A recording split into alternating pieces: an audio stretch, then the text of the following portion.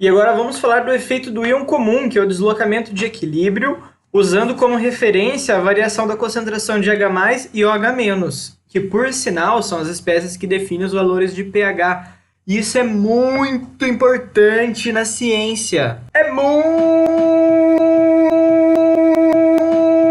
importante na ciência. É isso aí que define se a planta vai ter nutrientes para retirar do solo, se um transportador de fármaco vai estar conseguindo ser solubilizado em meio aquoso, se a vitamina C vai ou não se degradar, se uma espécie vai ou não reagir, e se um monte de coisa vai se comportar de um monte de maneira diferente. Nós vamos usar 4 exemplos para discutir isso daí.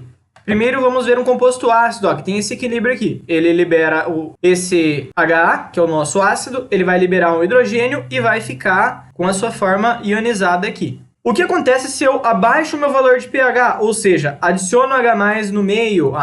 Então eu jogo H+ lá dentro. O que acontece com a concentração de H+? Vai aumentar. Qual é a tendência do meu equilíbrio quando ele vê essa concentração de hidrogênio aumentar?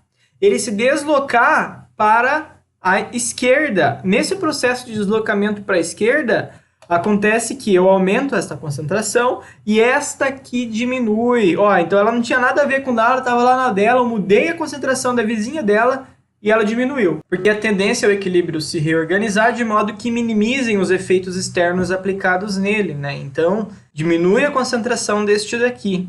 Esse é o efeito do íon comum. E muda alguma coisa o ácido tá ligado no hidrogênio ou não? Cara, muda tudo, velho. Muda tudo. Muda completamente. E por isso esse composto é muito importante, por isso o valor de pH é muito importante, porque tem muitas espécies que estão em equilíbrio e essa variação de pH define qual espécie que vai estar presente no meio.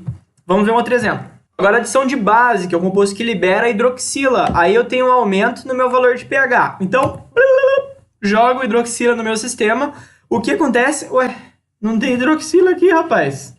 Acontece alguma coisa? Acontece, tchê. Acontece. Acontece sim.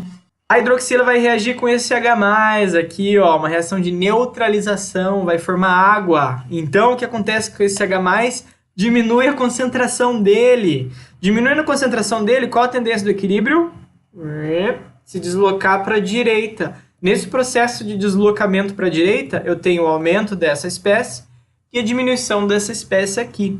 Então, se eu torno meio ácido, eu favoreço essa espécie aqui. Se eu torno meio básico, eu favoreço essa espécie aqui.